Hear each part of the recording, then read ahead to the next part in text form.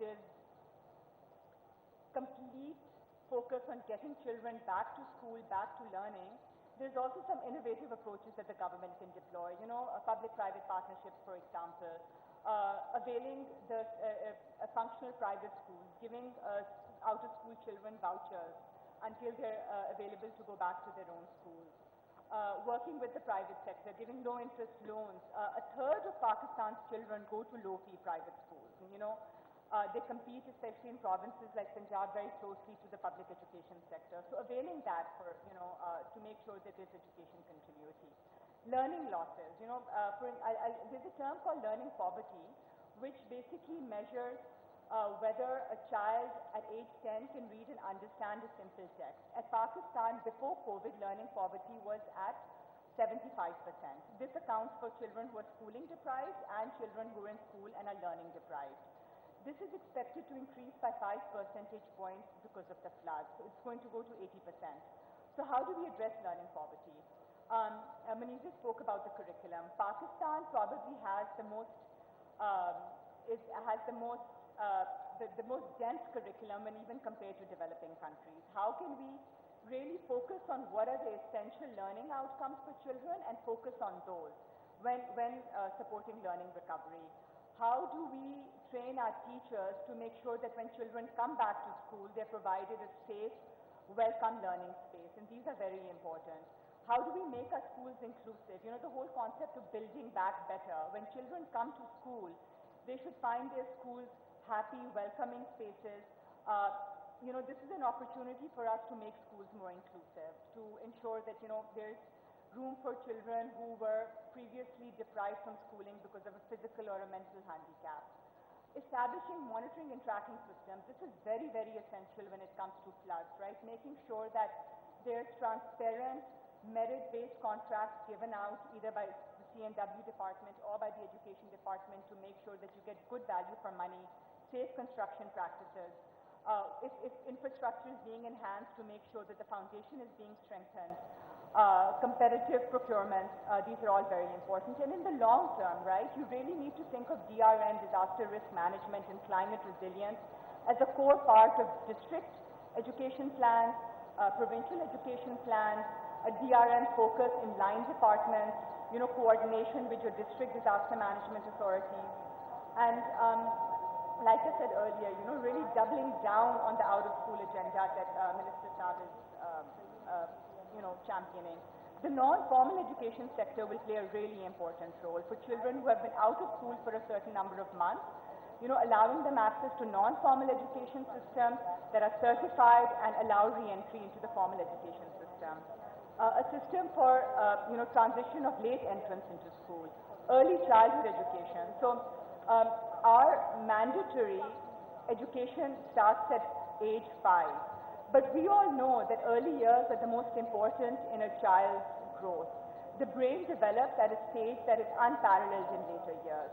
It is at these years that you develop the skills, the coping mechanisms that not only form the foundation for later year learning, but also for coping with personal, professional setbacks. And, the earlier, the more you invest in early years, they say that, for instance, your pre-primary school teacher is the most important teacher in your life. So just really focusing on the early years as well. So these are some of the, these are some of the recommendations. These are very important points to begin with. Thank you very much. And when I was traveling around Balochistan, especially in the flood-hit areas, one of the hopeful things that I saw was little girls and boys going to school. The school buildings had survived, and she would get up from a room that had, completely destroyed because of the floods, and would wear her school bag and her neat uniform and go to school. So these are the glimmers of hope I've seen in Balochistan, and we'll stay with Balochistan because it is definitely the most underdeveloped province in Pakistan and needs more attention, and therefore I'll ask Mr. Shah Murad Aliani to speak after this. I have already introduced him. You are part of a local NGO. We are now being told by the Baloch that NGOs were not given NOCs. There were some NGOs that were not given no objection certificates.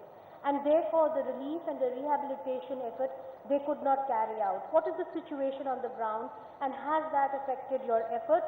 And secondly, how can rebuilding be inclusive of women in those areas where women are confined to their homes? Thank you. First of all, I'd just like to say it's a privilege to be here. I realize post-lunch sessions can be a bit boring, so I'll try to speed it up.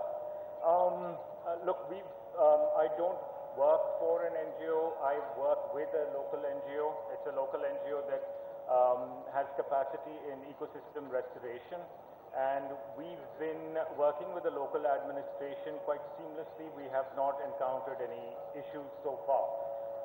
Having said that, let me clarify, working in Lasbela district, and like I said earlier, everything has been pretty okay in terms of not having any hindrances. Now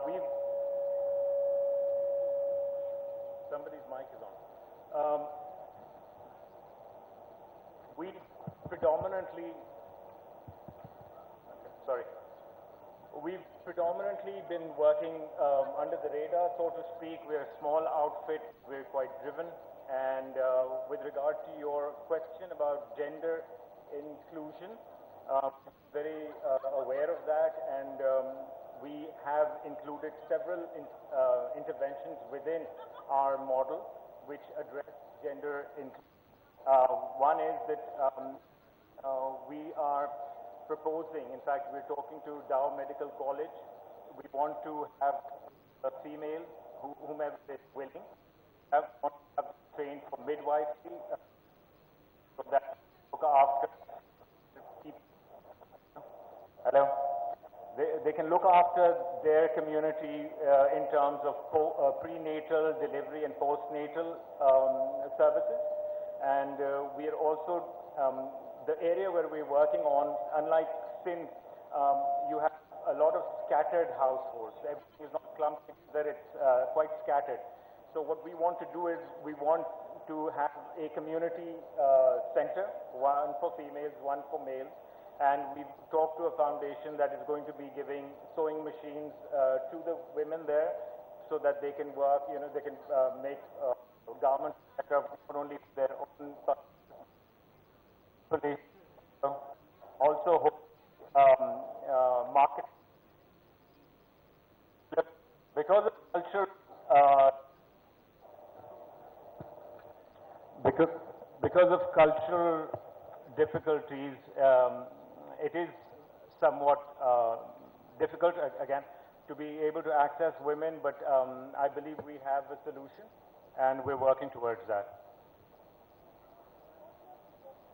That there should be homegrown industries, cottage industries that should be encouraged in these areas where women are not encouraged to come out and work. Okay, well, look, you have to understand that in Balochistan, women don't get out and work unless, they only work within their area, and which is fine. We have to be, cognizant of cultural norms. What we're doing is we're putting up what we think is a very comprehensive, sustainable village model. Our emphasis is on resilience. It's on livelihoods diversification. We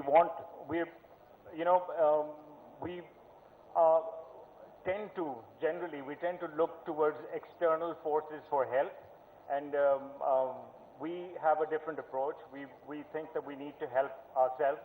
We need to make our people resilient. We need to give them the capacity and empower them so that they can look after themselves, which is the whole basis of our intervention, the Sustainable Village Intervention. It has many facets. I don't know if we have time for any of those. If you'd like me to elaborate on them, I'd be happy to do so. All right, thank you very much. We'll come back to that. And since you're talking about building back better, we have Mr. Bilal Anwar, and I've introduced him. He's the CEO of the National Disaster Risk Management Fund. One of the questions I'll be asking you is, how do we build back better? How do we make Pakistan more resilient? We've been through the earthquakes. We've been through the floods in 2010. Have we learned? Have you seen that on the ground? Have we learned? And how can we make Pakistan more friendly towards climate change? Yeah, well, first of all, thank you very much. Thank you for the invitation. And since I'm speaking for the first time, I'll just take 30 seconds to introduce NDRMF, National Disaster Risk Management Fund. This is a federal government entity which is registered as a Section 42 and which is mandated to build resilience Pakistan against natural and other disasters, just like one in which we are right now. Now, yes, I mean, there's a lot of talk about building back better, and you're absolutely right that Pakistan has a long history of dealing with disasters. In a not too far in the past, we know that 2005 earthquake, 2010 super floods, 2013 floods, and one of the biggest disasters of all is we are right now in which we are in. Now, I think with regard to building back better, of course, there's a lot of effort going on, and there's a lot of kind of R&D work going on, and as well with the different institutions under the Ministry of Planning, who are actually looking into very peculiar and specific aspects of building back better. But the point I want to make here is that if we look at the history of the disasters have been changing their characters and they've been changing their natures. Just talking about flood, 2010 flood is entirely different from the flood which we are dealing right now, and both in terms of scale, gravity, as well as the nature. So this makes the whole the job and the exercise of building resilience against the different disasters, as well as more specifically building back better exercises, a lot more complex and a lot more difficult. But nevertheless, it does not mean, of course, that we shouldn't really strive towards it, or we shouldn't really look into that. There's a lot of work internationally being done, and that work has been very rightfully and impactfully being considered by the different government institutions, as well as in collaboration with different engineering universities and academia, and those people who have a long and rich experience of dealing with these kind of disasters. So yes, if we look at the history of the disasters, we see that each time